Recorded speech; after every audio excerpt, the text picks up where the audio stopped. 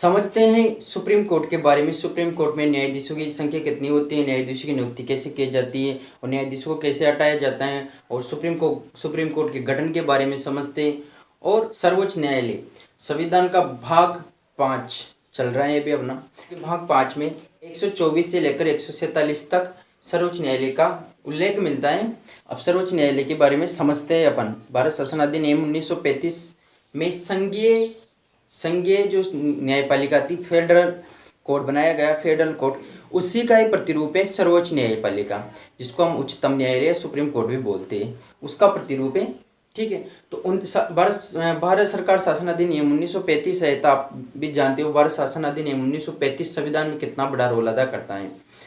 अब आर्टिकल 124 में supreme court के गठन के बारे में बताए गए हैं। अब अपन देखते हैं जजों की संख्या कितनी होती है सुप्रीम कोर्ट में।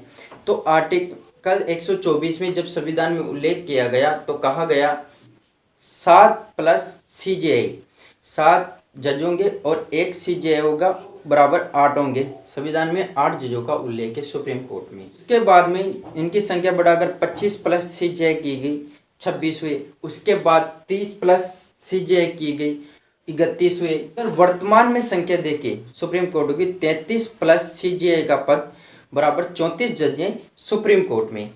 अब जजों की संख्या कैसे बढ़ी है, इनको बढ़ाने का अधिकार किसको है, तो वह संसद को प्राप्त है जजों की संख्या को बढ़ाने का अधिकार।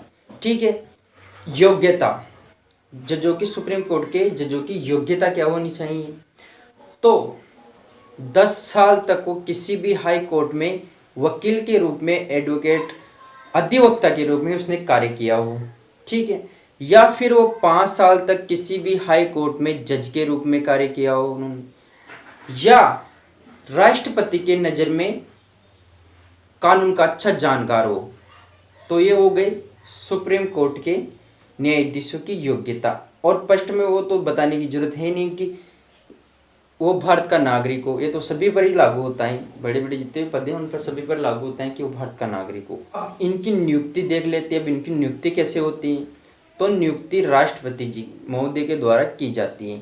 कैसे की जाती है, न्यायाधीशों की सलाह पर। न्यायाधीशों की सलाह पर कैसे, 4 प्लस 1 जजों के CJI, उनकी 5 जजों की एक कॉलेजियम व्यवस्था होगी, उसको बोलते हैं कॉलेजियम व्यवस्था होगी। उनकी 5 जजों की एक मंडली को बोलते हैं कॉलेजियम व्यवस्था। उस कॉलेजियम व्यवस्था की सलाह के अनुसार राष्ट्रपति महोदय जजों की नियुक्ति करते हैं, सुप्रीम कोर्ट के जजों की। अब देखते हैं अपन शपथ, इनको शपथ कौन दिलाता है, तो शपथ इनको राष्ट्रपति महोदय दिलाते हैं। देखते हैं कार्यकाल, इनका कार्यकाल कितना होता है, 65 वर्ष की आयु तक ये अपने पद पर रह सकते हैं। उसके बाद इनको मतलब ये रिटायर हो जाते हैं। ठीक है, 65 वर्ष की आयु के बाद। और एक कंडीशन ये भी है कि वो त्याग पत्र देना चाहे तो किसे देंगे, तो अपना वो त्याग पत्र राष्ट्रपति महोदय को ही सौंपते हैं सुप्रीम कोर्ट के न्यायाधीश। ठीक है, और अपने पद से मुक्त हो सकते हैं वो त्याग पत्र देकर भी। एक तो आर्टिकल 125 में जजों के वेतन के बारे में उल्लेख किया गया है। जजों का वेतन संचित निधि पर आधारित होता है, मतलब इनके वेतन पर किसी भी प्रकार की कटौती नहीं की जा सकती। अब इनका वेतन देख लेते हैं कितना होता है। 33 जज होते हैं, उनका वेतन होता है 2,50,000, और जो CJI होते हैं उनका वेतन होता है 2,80,000। ठीक है, आगे समझते हैं। न्यायाधीशों के जो सुप्रीम कोर्ट के न्यायाधीश हैं उनको हटाया भी जा सकता है। महाभियोग की प्रक्रिया, तो महाभियोग जो शब्द प्रयोग होगा सिर्फ राष्ट्रपति के लिए प्रयुक्त होगा, संसद की, अन्यथा संसद की कार्रवाई होगी। मतलब जो महाभियोग में जो प्रक्रिया चलती है उसी प्रकार से मुख्य न्यायाधीश के जो सुप्रीम कोर्ट के जो न्यायाधीश है उनको हटाया जा सकता है। कदाचार में लिप्त हो, ऐसी कोई कंडीशन हो, उन पर आरोप हो, तो अगर लोकसभा से उनके विरुद्ध प्रस्ताव लाया गया तो 100 सदस्यों की अनुमति जरूरी है, और राज्यसभा से लाए गए तो 50 सदस्यों की अनुमति जरूरी होती है। सदन में पेश किया जाएगा, संबंधित सदन में। उनके बाद संबंधित सदन के सभापति या अध्यक्ष उसको स्वीकार करेंगे और कमेटी गठित होगी। उनके बाद उन पर जांच होगी, और जांच में साबित हो जाता है कि वो कदाचार में लिप्त है, तो उनको उस प्रस्ताव को दोनों सदनों में पास किया जाता है, और दोनों सदनों में पास करने के बाद राष्ट्रपति जी के पास भेजा जाता है और हटाया जा सकता है। क्या ऐसा भारत में वो फैले हुआ है, एक बार हुआ है जिन उनके विरुद्ध जो प्रस्ताव लाया गया हटाने का, लेकिन वो पास नहीं हो चुका। और ऐसा करना भी लोकतंत्र के लिए उचित नहीं है, क्योंकि न्यायपालिका के ऊपर एक सवाल खड़ा हो जाएगा कि न्यायपालिका में कार्यपालिका का हस्तक्षेप नहीं होना चाहिए। न्यायपालिका में आर्टिकल 126 क्या कहता है? आर्टिकल 126 में तदर्थ एडॉक जज के बारे में स्थायी जो मुख्य न्यायाधीश या न्यायाधीश सुप्रीम कोर्ट के उनके बारे में उल्लेख किया गया है।